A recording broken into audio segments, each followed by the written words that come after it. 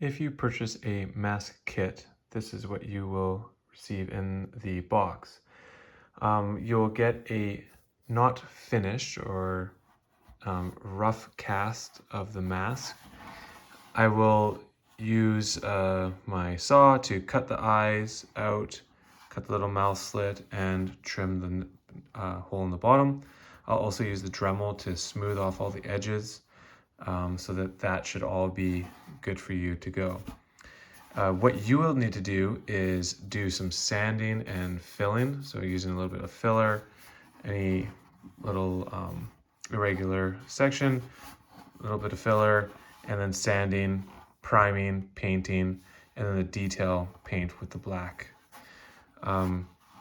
It's not too difficult, it's just time consuming, because if the more time you spend, the better the overall finish will look.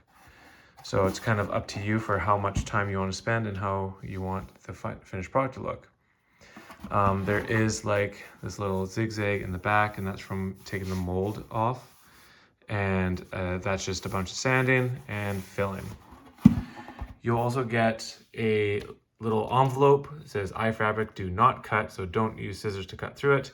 You just cut the little tape on the outer edge, and inside will be 3 pieces of fabric that you would use for the eyes, so that you use hot glue to glue into the eyes once you're done all the painting.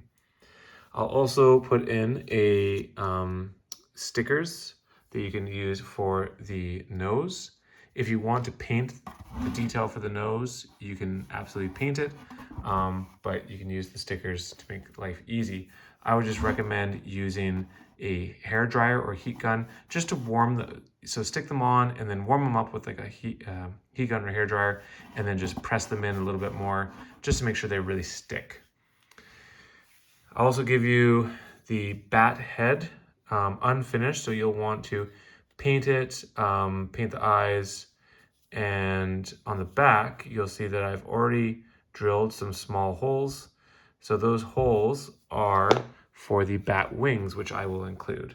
So the bat wings already have holes as well, and you'll need to get some screws to screw them in. You could also try using like small nails if you want, but if you're not planning on taking this apart at any point, I would also maybe just use some epoxy. So put a bunch of epoxy on there, put that wing on there, attach some screws of some sort to hold it in place, and you'll be good to go.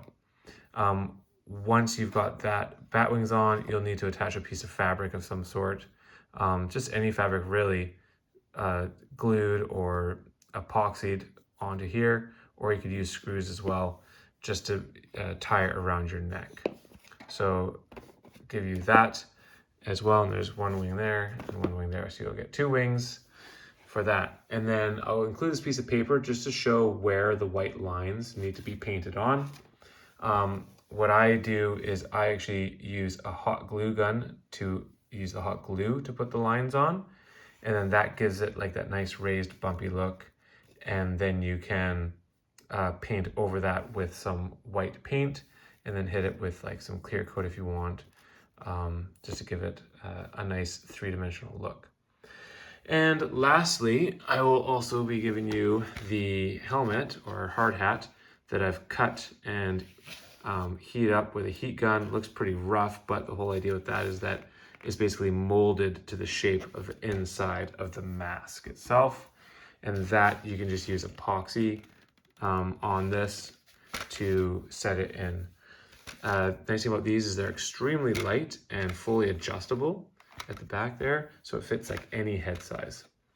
I've got all of this, the procedure, in a much more detailed video that's posted on the link or the ad. So please check that out if you do end up getting one of these kits. But basically everything is pretty much there. I'd say 90% of it is there for you. It's just things you would need to supply, paint, filler, and all that, which, like I said, is listed in the video that has the detail on how to finish these kits. All right, so I hope this is helpful, and if you have any questions, feel free to message me.